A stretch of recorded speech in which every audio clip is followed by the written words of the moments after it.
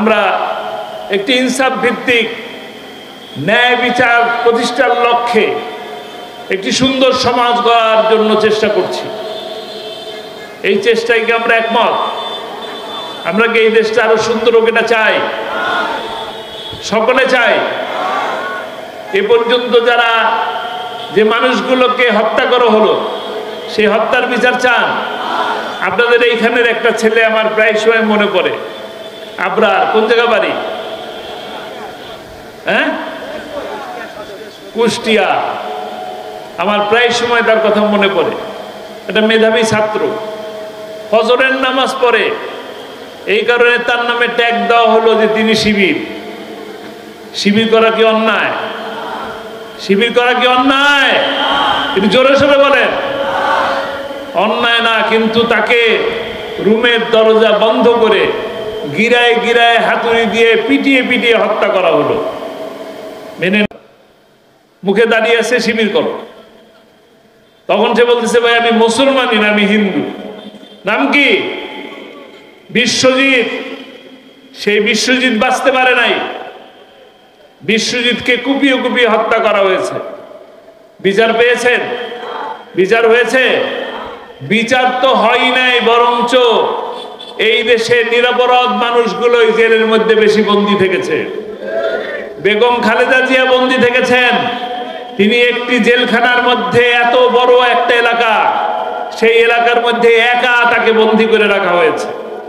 আল্লামা সাঈদী কোরআনের পাখি, তিনি 50 বছরের অধিক কাল ধরে বাংলাদেশের সর্বত্র কোরআনের দাওয়াত দিয়েছেন। কোরআনের দাওয়াত দেওয়ার কারণে তার হাতে হাত রেখে হাজারো মানুষের উপরে বেশি মানুষ তার হাতের উপরে হাত দিয়ে ইসলাম ধর্ম গ্রহণ করেছেন। অসংখ্য মানুষ, পথহারা মানুষ, মাদক সেবককারী মানুষ, বেনামাজি মানুষ, মিথ্যা বলা মানুষ, এই মানুষগুলো সঠিক পথের দিশা পেয়েছে। অপরাধ কি ছিল? কোরআনের দাওয়াত দেওয়া। কোরআনের দাওয়াত দিয়েছেন বলেই তাকে কি করা হয়েছে? বন্দী রাখা হয়েছে 13 বছর। 13 বছর আপনাদের সামনে আসতে পারেন নাই। 13 বছর তার মুখ থেকে আপনারা সুন্দর করে কোরআনের তেলাওয়াত শুনতে পারেন নাই, তার তাফসীর শুনতে পারেন নাই। কারণ কি? কারণ মানুষ যেন কোরআনের কথা না শুনতে পারে। লাভ হয়েছে? লাভ হয় নাই। বরঞ্চ আল্লামা সাঈদীকে গ্রেফতার করার পর অসংখ্য আলেম বাংলার মাটিতে এসেছেন। এসেছেন কিনা? আলহাজ হযরত মাওলানা মুফতি আমির হামজা হাফিজাহুল্লাহ, বিশেষ অতিথি আপনাদের অঞ্চলের জনপ্রিয় জননেতা, সাবেক সংসদ সদস্য আলহাজ মোহাম্মদ আমজাদ হোসেন, উপস্থিত আছেন আমার প্রিয় ভাই, সাবেক ছাত্রনেতা, সাবেক সাংগঠনিক সম্পাদক বাংলাদেশ জাতীয়তাবাদী যুবদল মোহাম্মদ ইসাক সরকার, মজলুম জননেতা। অসংখ্য মামলায় তিনি কাঁধে নিয়ে ঘুরছেন। আমাদের কাছে আছেন আমাদের আর এক প্রিয় ভাই, শহীদি কাফেলা বাংলাদেশ জামাত ইসলামীর গাংনী 2 আসনের জামাত মনোনীত প্রার্থী জনাব নাজমুল হুদা, মঞ্চভূষ্ট নেতৃবৃন্দ, সামনে মিডিয়ার সুপ্রিয় বন্ধুগণ, দূর দূরান্ত থেকে আগত কিশোর, তরুণ, যুবক, মুরব্বিয়ান ভাইরা, পর্দার আড়ালে শ্রদ্ধেয়া মা ও বোনেরা, মাইকের আওয়াজ যে পর্যন্ত যাচ্ছে যারা শুনছেন, সকলকে আমার অন্তরের অন্তঃস্থল থেকে জানাচ্ছি আসসালামু আলাইকুম ওয়া রাহমাতুল্লাহি ওয়া বারাকাতুহু।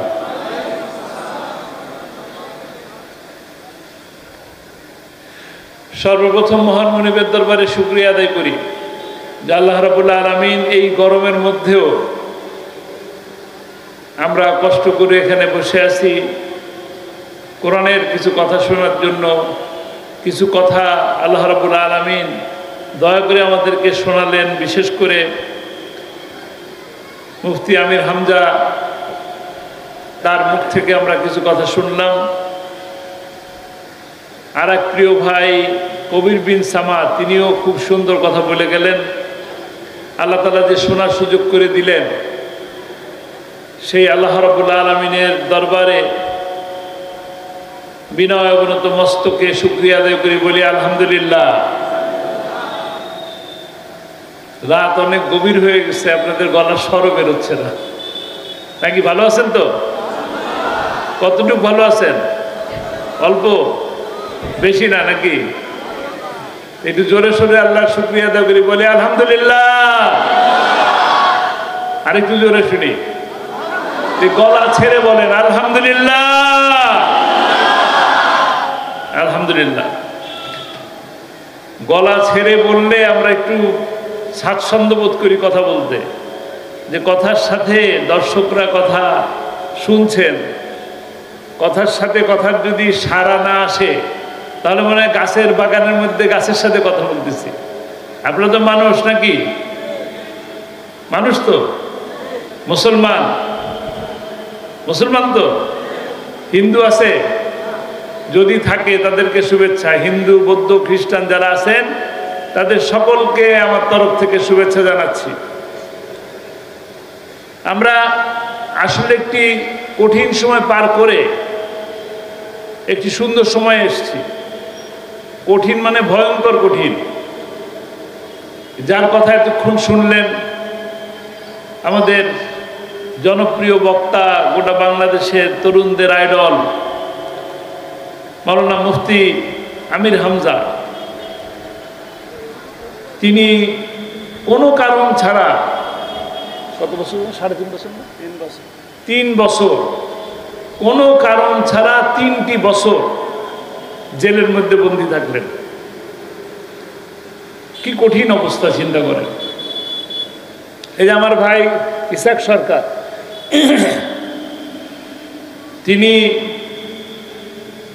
না চাঁদাবাজি করে, না মানুষের সাথে মারামারি করে, না তিনি দুর্ব্যবহার করেন, বরঞ্চ উনি অত্যন্ত সুন্দর তেলাওয়াত করেন এবং সবসময় মিষ্টি হাসি দিয়ে কথা বলেন। এই মানুষটার বিরুদ্ধে 360টা মামলা, চিন্তা করা যায়। হ্যাঁ, ও 5টা নাকি কম বলছি ভাই, 365 মামলা। কল্পনা করা যায় 365 দিনে একটা বছর হয়। প্রতিদিন যদি হামলা দেয়, প্রতিদিন যদি কোর্টে হাজিরা দিতে হয়, তাহলে তো বছর শেষ। হিসাব করছেন? 365 দিন, 365টা মামলা। এতটা দুরবস্থা ছিল। মানুষ অসংখ্য মামলা নিয়ে চলছে, সুবিধা পায় নাই। মানুষের কথা বলার বাক স্বাধীনতা ছিল না। মানুষের একসাথে বসার সুযোগ ছিল না। আমরা যদি 5 জন 10 জন একসাথে বসতাম, তাহলে আমাদেরকে বলা হতো সরকারের বিরুদ্ধে ষড়যন্ত্রকারী, নাশকতার পরিকল্পনাকারী অথবা জঙ্গি। ঠিক না? এত মানুষ জেলে গেছে, এত মানুষ, যে একটা সময় বাংলাদেশের মানুষ বলতো যে কারাগার না, গোটা বাংলাদেশই কারাগার হয়ে গেছে। এরকম একটি পরিবেশ থেকে আল্লাহ রাব্বুল আলামিন অত্যন্ত দয়া করে, মায়া করে, করুণা করে আমাদের উপর একটা সুদিন দিছে। মানুষ যে সকল মানুষ, অনেক মানুষ মিলে চেষ্টা করলেও যে বিজয় আসে না, অনেক দল মিলে যে চেষ্টা করলে বিজয় দেয় না, এটা তার একটা প্রমাণ। আবার অল্প মানুষের প্রচেষ্টায় আল্লাহ তাআলা বিজয় দিতে পারে। দুর্বল মানুষের প্রচেষ্টায়ও আল্লাহ তাআলা বিজয় দিতে পারেন। আর শক্তিধর মানুষরাও পরাজিত হতে পারে, এটা তার একটা প্রমাণ। চিন্তা করেন এইভাবে, বাংলাদেশের সর্ববৃহৎ দল বিএনপি, বাংলাদেশের সবথেকে সুসংগঠিত দল, সুশৃঙ্খল দল জামাত ইসলামী, এই 2 দল সহ বাংলাদেশে যত দল আছে সমস্ত দল মিলেও হাসিনারে বিদায় করা গেল না। অথচ দেখেন সামান্য কিছু ছাত্র, আপনাদের আমাদের সন্তান সমতুল্য কিছু ছাত্র আন্দোলন করলো। কি আন্দোলন করলো? আন্দোলন করলো, দেয়ালের মধ্যে আঁকাঝাঁকা করলো, গ্রাফিতি কঞ্চি নিয়ে রাস্তার উপরে দাঁড়ায় থাকলো, বুক পেতে দিল, 2টা গুলি করে ফেললো। এরকম করে 2000 মানুষ জীবন দিল, দেশ সুন্দর স্বাধীন হয়ে গেল। অথচ চিন্তা করেন তো, আল্লামা সাঈদীকে যখন রায় দেওয়া হলো 28শে ফেব্রুয়ারিতে, 28শে ফেব্রুয়ারিতে তার বিরুদ্ধে রায় দেওয়া হলো ফাঁসির রায়। এই ফাঁসির রায়ের প্রতিবাদে শুধু 28 তারিখেই 78 জন মানুষ মারা গেলেন। এরপরে তো 1 মাস, 2 মাস, 3 মাস, 4 মাস, মাসের 4 তারিখ পর্যন্ত অসংখ্য মানুষ, 248 জন মানুষ জীবন দিছেন। দেশের পরিবর্তন আসছে। শুধু কি তাই? আপনি 2013 সালের নভেম্বর ডিসেম্বর মাসে কত মানুষ গেল। এই আর অল্প কয়েকটা দিন পর, আজকে এপ্রিল মাসের কত তারিখ? 25। মে মাসের 5 তারিখে শাপলা চত্বরে মতিঝিলের মধ্যখানে গোটা বাংলাদেশের প্রাণ কেন্দ্র, সেখানে সারা বাংলাদেশের আলেম ওলামারা জড়ো হলো নাস্তিক্যবাদের বিরুদ্ধে। সেইখানে রাতের আধারে সকল লাইট বন্ধ করে দিয়ে, ক্যামেরাগুলোকে বন্ধ করে দিয়ে, নিষিদ্ধ করে দিয়ে, পাখির মতন গুলি করে করে মানুষগুলোকে হত্যা করল। সরকার পরিবর্তন হয়েছে? হয় নাই। সরকার পরিবর্তন হয় নাই, সেই মানুষগুলাই রয়ে গেছে। ওই মানুষগুলো একের পর এক জুলুম করছে, নির্যাতন করছে, আবারও মামলা করছে। ওই শাপলা চত্বরে তারা খুন করে উল্টো তাদের নামেও মামলা করছে কিনা? কিন্তু পরিবর্তন আসে নাই। পরিবর্তন আসে নাই কেন? পরিবর্তন আসে নাই কারণ এই জমিনটা কার? জমিন কার? আইন চলবে কার? চলছে। এরকম প্রতিবারই মানুষ জীবন দেয় শান্তির জন্য, বৈষম্য বিরোধের জন্য, বৈষম্য থেকে মুক্তির জন্য, অর্থনৈতিক মুক্তির জন্য, ইনসাফের জন্য। কিন্তু মুক্তি মেলে না, শান্তি মেলে না, ন্যায় বিচার পায় না। ন্যায় বিচার আসলে মানব রচিত আইন দিয়ে ন্যায় বিচার প্রতিষ্ঠা করা সম্ভব না। কি দিয়ে সম্ভব? কোরআন দিয়ে সম্ভব। কি দিয়ে সম্ভব? কোরআন দিয়ে সম্ভব। একমাত্র কোরআনই পারে মানুষের জীবনে ইনসাফ ভিত্তিক একটি সমাজ প্রতিষ্ঠা করতে। মানুষের মুক্তি নিয়ে আসতে পারে কে? কোরআন। মানুষ শান্তি পাবে কিসে? কোরআনে। দেখেন, এই কয়েকদিন আগে, 1 মাস আগে আপনারা রোজার মাসে ছিলেন, রমজান মাস, আপনারা রোজা রাখলেন।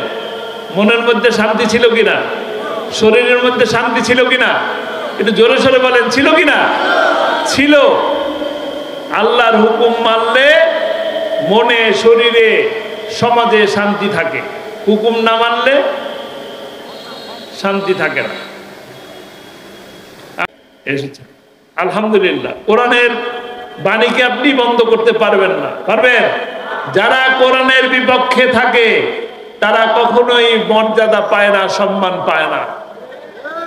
ঠিক কিনা? বিশ্বাস করেন? আল্লামা সাঈদী বলছিলেন না, দেখেন কিরকম সত্য কথা তার কথার সাথে মিলে। তিনি বলছিলেন, আমাদেরকে বলো মৌলবাদী, আমরা হইলাম মূলবাদী। কি তোমরা? কি তোমরা হইলে আগাবাদী।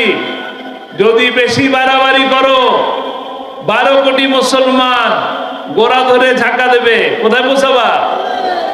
কোথায় গেছে? কোথায়? আল্লামা সাঈদীর কথা, প্রত্যেকটা কথা বর্ণে বর্ণে সত্য হচ্ছে। এবং এ কথাও যেমন সত্য, আবার এই কথাও সত্য।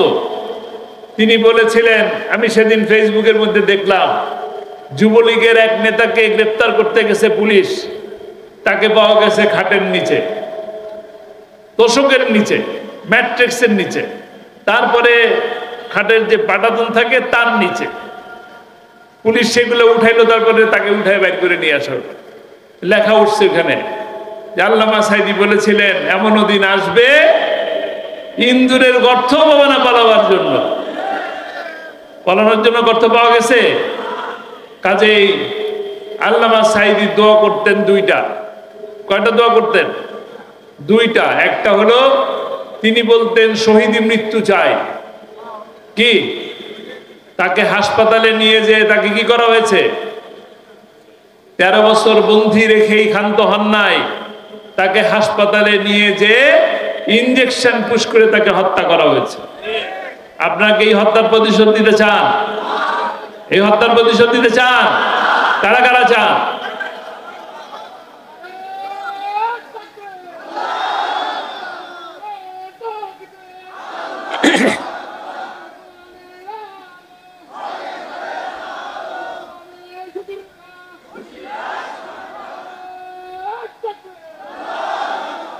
তিনি দ্বিতীয় আরেকটি স্বপ্ন দেখতেন।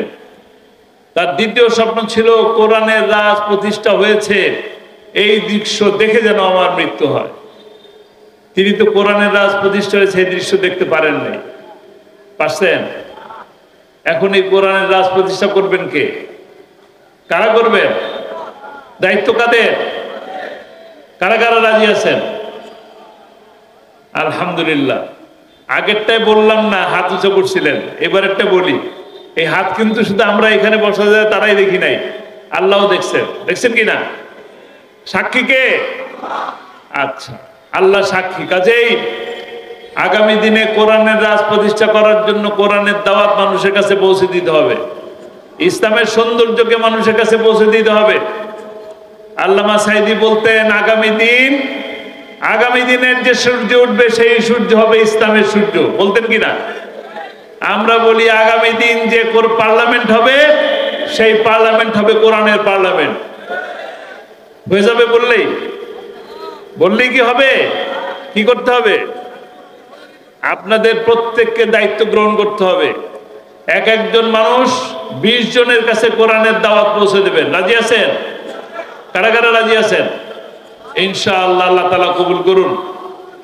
আল্লাহ এই হাতগুলো কবুল করুন, কোরআনের পক্ষে থাকার তৌফিক দান করুন। কোরআনের পক্ষে থাকলে সম্মান বাড়ে, কোরআনের বিপক্ষে থাকলে সম্মান থাকে না। আল্লামা সাইদিকে ভালোবাসেন? কি কারণে ভালোবাসেন? কোরআনের জন্য ভালোবাসেন। আর কোনো কারণ আছে? আত্মীয় আছেন এখানে কেউ? আচ্ছা, কোরআনের জন্য যদি ভালোবাসেন তাহলে তার সম্মান আছে। সম্মান আছে কিনা? আর তার বিরুদ্ধে যে ফাঁসির রায় লিখলো তার অবস্থা কি হয়েছে? শুধু গলার পাতা? তাকে গরু ছাগল বাঁধে যে দড়ি দিয়ে, সেই দড়ি দিয়ে বেঁধে টেনে ইসরে নিয়ে গেছে। সম্মান বাড়লো না কমলো? কোরআনের সাথে থাকলে সম্মান বাড়ে, আর কোরআনের বিপক্ষে থাকলে সম্মান থাকে না। কাজে এই সম্মান যদি নিয়ে বাঁচতে চাই, মর্যাদা নিয়ে যদি বাঁচতে চাই, জীবনে যদি সফল হতে চাই, বিশেষ করে এই জীবনই নয়, এই জীবনের পরে যে জীবনটা আছে, আমরা মুসলমানরা যে জীবনকে বিশ্বাস করি, আখিরাতের, অনন্তকালের, চিরকালের যে জীবন, ওই জীবনে যদি সফল হতে চাই তবে এই কোরআনকে ভালোবাসতে হবে, কোরআনকে বুঝতে হবে, কোরআন নিয়ে চলতে হবে, কোরআনের রঙে নিজেকে রঙিন করতে হবে। তবেই আমরা এই জীবনে সফল হব। আগামীতে যে মৃত্যুর পরে যে হাসরের ময়দান, কিয়ামতের দিন, ওই দিনও আমরা সফল হব ইনশাআল্লাহ। আল্লাহ তাআলা আমাদেরকে সেই পর্যন্ত সুন্দরভাবে চলার, সুন্দরভাবে বোঝার, সেই অনুযায়ী জীবন গঠন করার তৌফিক দান করুন। আমা তৌফিক ইল্লা বিল্লাহ। আসসালামু আলাইকুম ওয়া রাহমাতুল্লাহ। আপনি বলুন। না না,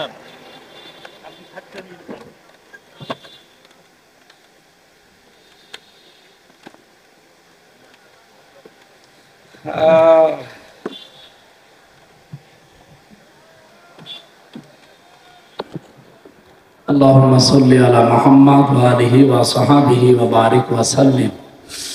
হাত তুলে যে যেখানে আছেন ওই জায়গা থেকে হাত তুলেন। আল্লাহুম্মা আমিন। ربنا ظلمنا أنفسنا وإن لم تغفر لنا وترحمنا لنكونن من الخاسرين। রব্বুল আলামিন, মেহেরপুর জেলার গাংনী মোহাম্মদপুর এলাকার দিকে তাকাও।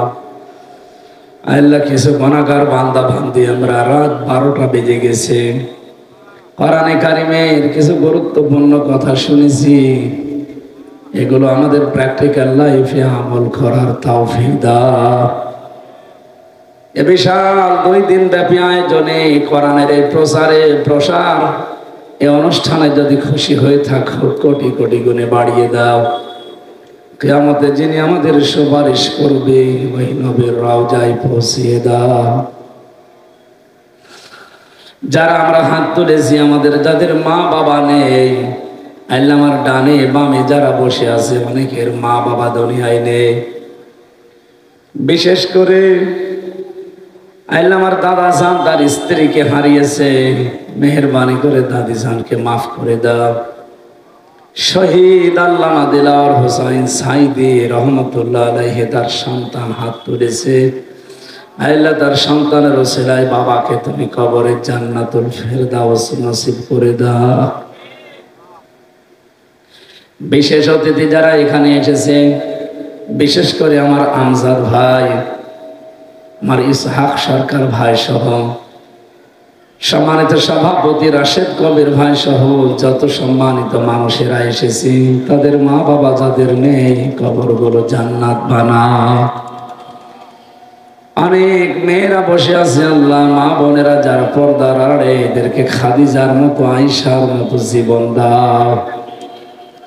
যে উদ্দেশ্যে আজকের আয়োজন, আল্লাহ তাআলা এই প্রতিষ্ঠানগুলোকে কিয়ামত পর্যন্ত এখানে দ্বীনের জন্য কোরআনের জন্য কায়েম রাখো।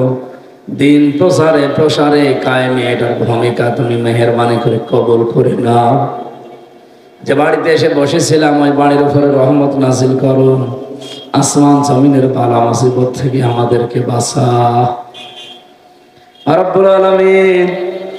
সুন্দর একটা স্বপ্ন দেখি আমরা এই দেশটাকে নিয়ে, স্বপ্ন যেন সত্য হয় সেই সুযোগ করে দাও। শহীদ আল্লামা সাইদি রহমতুল্লাহ আলাইহি সারা জীবন বলতেন কোরআনের পতাকা যেন এদেশে পথ পথ করে উড়ে আমি দেখতে চাই।